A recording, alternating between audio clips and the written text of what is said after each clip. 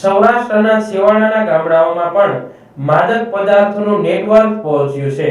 કોઈ પણ વાતે દેશના યુવા ધનને બરબાદ કરવા દેશદ્રોહીઓ કોશિશ કરી રહ્યા છે।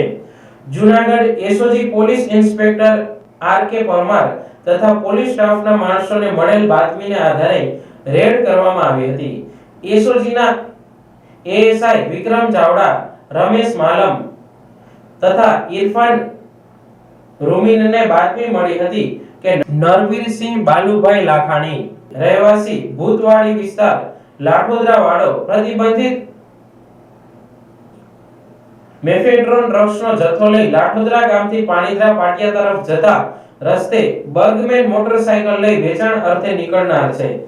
એસઓજી ટીમ દ્વારા વોચ ગોઠવેલ તે દરમિયાન લાઠોદરા ગામથી પાણીધરા પાટિયા તરફના રોડ ઉપર આવેલ જેટકો 66 કેવી સબસ્ટેશન સામે રોડ ઉપરથી એક ઈસમને એમડી ડ્રગ્સની હેરાફેરી કરતા એસઓજી ટીમ દ્વારા પકડી પાડેલ અને તેની ઝડપી કરતા સદ્રહુ ઈસમ પાસેથી મેફેડ્રોન ડ્રગ્સ 19.50 ગ્રામ કુલ કિંમત ₹57,450 તથા મોબાઈલ ફોન નંગ 1 કિંમત ₹10,000 તથા બર્ગમેન મોપેડ કિંમત ₹30,000 મળી કુલ ₹57,450 ની કિંમતના મુદ્દામાલ સાથે નરવીરસિંહ બાલુભાઈ લાખાણી ઉંમર વર્ષ 21 રહેવાસી લાઠોદરા વાડાને પકડી પાડેલ તેમજ ફરાર ઈસમ અજય માનસુરભાઈ લાખાણી રહેવાસી લાઠોદરાને પકડવા તજવીજ હાથ ધરી છે।